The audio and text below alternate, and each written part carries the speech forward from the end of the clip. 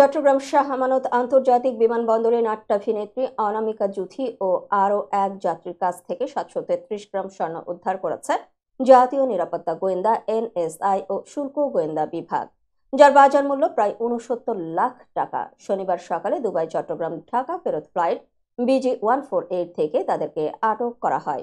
আটককৃত অন্য যাত্রীর পরিচয়ও জানা গেছে। তিনি চট্টগ্রামের রাউজানের মোহাম্মদ রায়হান ইকবাল। এ বিষয়টি নিশ্চিত করেছেন শাহ আমানত আন্তর্জাতিক বিমানবন্দরের জনসংযোগ কর্মকর্তা প্রকৌশলী মোহাম্মদ ইব্রাহিম খলিল।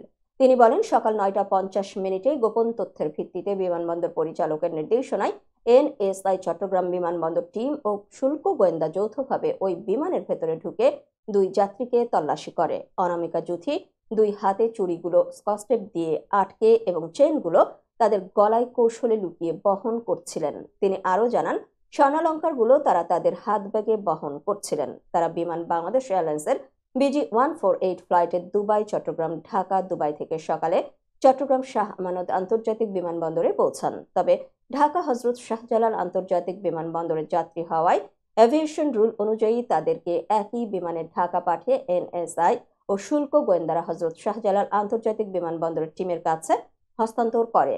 উদ্ধার হওয়া স্বর্ণালঙ্কারের বাজার মূল্য ৬৮,৯৬,৪৬২ টাকা।